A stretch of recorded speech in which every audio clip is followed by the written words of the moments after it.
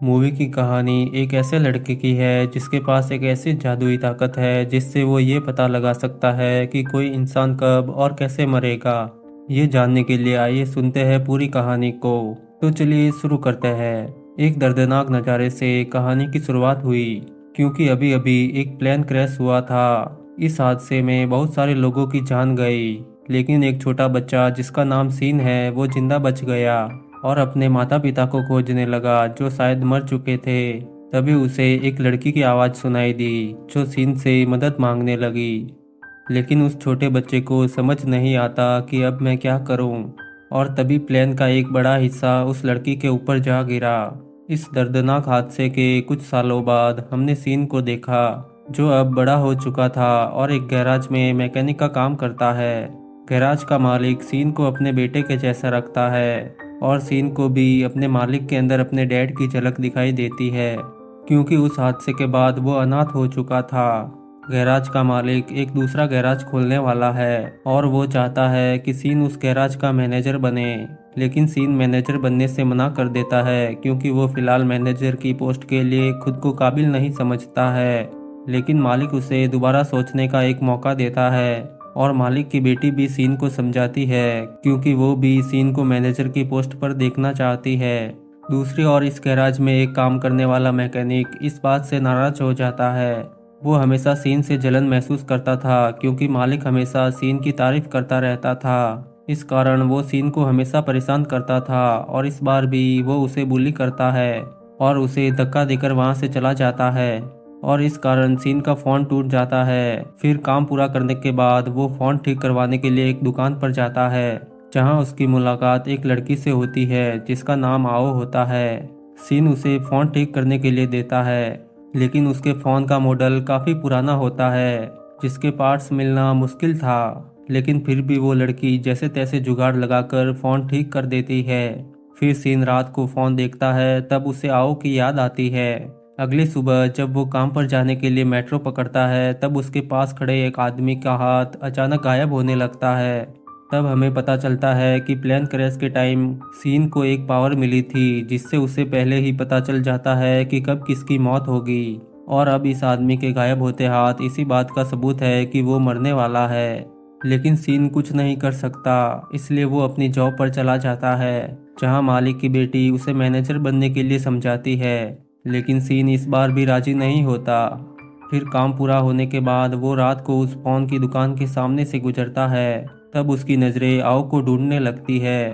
तभी एक अजनबी सीन से टकराकर गुजरा, जिसकी बॉडी भी गायब हो रही थी। अब उस आदमी के साथ आगे क्या होगा, इसका पता लगाने के लिए सीन उसका पीछा करने लगता है। और कुछ दूर जाते ही उस आदमी की कार एक्सीडेंट में मौत हो जाती है। सीन को इस बात का अफसोस होता है कि वो उस आदमी को बचाने के लिए कुछ नहीं कर पाया, और वो बहुत दुखी हो जाता है।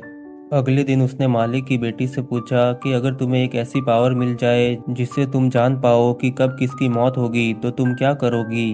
तो मालिक की बेटी ने कहा, ये कोई पावर नहीं बल्कि एक श्राप होगा, और मुझे ऐसी कोई पावर नहीं चाहिए। इसके बाद सीन का फोन दोबारा खराब होने लगता है, इसलिए वो फोन ठीक करवाने आओ के पास गया। लेकिन वो ये देखकर घबरा गया कि आओ के हाथ भी गायब होने लगे हैं, इसलिए वो आओ को बचाने का फैसला करता है और उसे काम पूरा होने के बाद मिलने के लिए बुलाता है। आओ ने पहले तो सोचा और फिर कॉफी शॉप पर मिलने का फैसला किया। जब आओ वहां पहुंची तो सीन ने नोटिस किया कि उसके हाथ अब बिल्कुल सही थे, और ये देखकर उसके चेहरे पर राहत छा गई। आओ ने मुस्कुराते हुए पूछा, तुमने मुझे यहाँ क्यों बुलाया। सीन थोड़ी देर चुप रहा, फिर धीरे से बोला कि उसके पास लोगों का भविष्य देखने की ताकत है, लेकिन उसे डर था कि आओ उसकी बात पर यकीन नहीं करेगी। इसलिए हड़बड़ाते हुए माफी मांगकर वहां से निकल गया। बाहर आते ही घर की तरफ जाते समय अचानक उसके सीने में तेज दर्द उठा। फिर भी वो किसी तरह खुद को संभालते हुए घर पहुंच गया।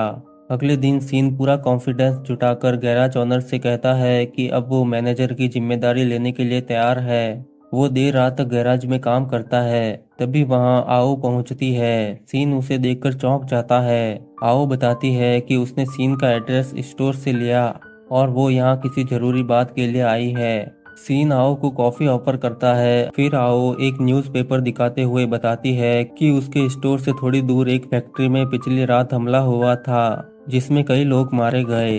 उसमें आओ भी हो सकती थी क्योंकि वह रोजाना काम खत्म करने के बाद उसी रास्ते से घर जाती है, लेकिन उस रात सीन ने उसे बचा लिया था। आओ कहती है कि उसे याद है जब सीन ने उसका भविष्य देखा था और उसकी मौत के बारे में जाना था। वह सीन का शुक्रिया अदा करती है। अगले दिन मालिक की बेटी स्टोर आती है और समझ जाती है कि पिछली रात कोई यहाँ आया था। वह सीन से पूछती है और सीन पूरी ईमानदारी से सब सच बता देता है। मालिक की बेटी खुश होती है क्योंकि यह पहली बार था जब सीन किसी से दोस्ती कर रहा था। इससे पहले वह हमेशा लोगों को अपने पास आने नहीं देता था। इसी बीच हमें सीन के अतीत की एक छोटी कहानी दिखाई जाती है। कुछ साल पहले मालिक के गैराज में एक लड़की वर्कर के रूप में काम करती थी और उसे सीन पसंद था। दोनों की सिर्फ दोस्ती थी, लेकिन सीन ने उस पर कभी ध्यान नहीं दिया। इसलिए उस लड़की ने एक अमीर ग्राहक के साथ रिश्ता बना लिया और हमेशा के लिए गैराज छोड़कर चली गई। कहानी फिर से वर्तमान में आती है। मालिक की बेटी और सीन को मालिक की आवाज सुनाई देती है जो जलनखोर वर्कर पर चिल्ला रहा था क्योंकि वह बिना बताए ग्राहक की गाड़ी लेकर अपने दोस्तों से मिलने गया था। लेकिन अपनी गलती मानने के बजाय वर्कर उल्टा सीन के ऊपर गुस्सा करता है और किसी चीज से उसे मारता है। इसके बाद मालिक उस वर्कर को जोरदार मुक्का मारकर काम से निकाल देता है। वर्कर के जाने के बाद सीन मालिक के हाथ देखता है जो अचानक गायब हो रहे थे। मतलब मालिक की जान खतरे में थी। सीन उसे अपने डैड की तरह मानता था, इसलिए उसे बचाने का फैसला करता है और काम खत्म होने के बाद उसे खाने पर बुलाता है। मालिक भी मान जाता है और दोनों पैदल होटल की तरफ बढ़ते हैं। रास्ते में सीन का ध्यान सिर्फ मालिक और उसके आसपास की चीजों पर था। तभी अंधेरी जगह से जलनखोर वर्कर लोहे की रॉड लेकर मालिक को मारने आता है, लेकिन सीन बीच में आकर उसे बचा लेता है। मालिक की जान तो बच जाती है, लेकिन सीन को दिल का दौरा पड़ता है और उसकी आंख हॉस्पिटल में खुलती है। वहां मालिक की बेटी बताती है कि डैड ने उस वर्कर को माफ कर दिया क्योंकि उसने अपनी गलती कबूल कर ली थी। इसके बाद डॉक्टर सीन को चेक करता है और कहता है कि शायद यह टेंशन की वजह से हुआ होगा। तभी सीन एक छोटी बच्ची को देखता है जो गायब हो रही थी और उसका पीछा करने की कोशिश करता है। डॉक्टर उसे रोककर पूछता है कि क्या तुम्हें भी वो बच्ची गायब होती हुई नजर आई। इसके बाद दोनों हॉस्पिटल की छत पर बात करने जाते हैं। डॉक्टर बताता है कि यह खूबी उसके पास भी है और इसे फॉर्चून आई कहते हैं, पर हम आम इंसान हैं, कोई गॉड नहीं। इसलिए किसी की किस्मत बदलने या उसके साथ खेलने का हमारा हक नहीं है, और अगर कोई ऐसा करता है तो उल्टा उसी की जान खतरे में पड़ सकती है। इसलिए जिसके साथ जो हो रहा है उसे होने दो, वरना तुम्हारी जान खतरे में पड़ जाएगी। और तुम्हारे दिल के दौरे की वजह भी यही है। इसके बाद सीन पूरे रास्ते यही सोचते हुए जा रहा था और अगले दिन वह आओ को मिलने बुलाता है। उसे शादी के लिए प्रपोज करता है। आओ पहले कोई जवाब नहीं देती, लेकिन अगले ही दिन मान जाती है। इसके बाद दोनों का मिलन शुरू होता है और उनका प्यार और गहरा हो जाता है। अगले दिन सीन अपने और आओ के लिए 2 रिंग बनवाता है और हॉस्पिटल चेकअप के लिए भी चला जाता है, जहां डॉक्टर सीन को अलर्ट करता है कि अगली बार दिल का दौरा पड़ा तो जान भी जा सकती है। उसके बाद सीन अपने गैराज जाता है। वहाँ एक लड़का अपनी कार ठीक करवाने आया होता है। यह वही लड़का था, सीन की दोस्त का फ्रेंड, यानी वही अमीर कस्टमर जिसके साथ रिश्ता बनाकर उसकी दोस्त चली गई थी।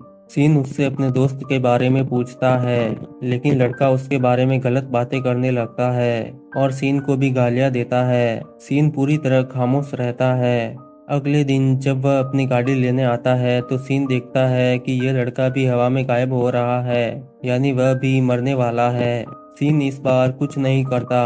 कुछ दिन बाद हम सीन को उस आदमी के फ्यूनरल में देखते हैं, जहां उसकी छोटी बेटी अपने पापा के लिए रो रही होती है। यह दृश्य देखकर सीन बहुत दुखी हो जाता है। साथ ही उसे प्लेन क्रैश वाली जगह पर जो लड़की थी उसकी याद बार बार आती है, जिसे वह बचा नहीं पाया था। अगले दिन सीन उदास होकर एक पार्क में बैठता है, जहां कुछ बच्चे अपने टीचर के साथ खेल रहे होते हैं। तभी एक बच्ची उसके पास आकर बॉल मांगती है, लेकिन धीरे धीरे उसका जिस्म गायब होने लगता है। साथ ही बाकी बच्चे और टीचर का जिस्म भी अचानक गायब होने लगता है। सीन सभी बच्चों के हाथ को चेक करता है, लेकिन टीचर को लगता है कि वह बच्चों के साथ गलत हरकत कर रहा है, इसलिए वह सभी बच्चों को लेकर चली जाती है। इसी दौरान एक बच्चे के हाथ से स्कूल का लेटर गिर जाता है, जिसमें लिखा होता है कि स्कूल के बच्चे अगले दिन ट्रेन से ट्रिप पर जाने वाले हैं। सीन तुरंत समझ जाता है कि कुछ गड़बड़ होने वाली है। अगले ही दिन वह स्टेशन पर जाता है जहां कई मुसाफिर इसी तरह गायब हो रहे होते हैं। तब सीन को यकीन हो जाता है कि अगले दिन सुबह 7:30 बजे वाली ट्रेन का एक्सीडेंट होने वाला है। उसे याद आता है कि आओ भी उसी ट्रेन से सफर कर रही थी, यानी उसकी भी जान खतरे में थी।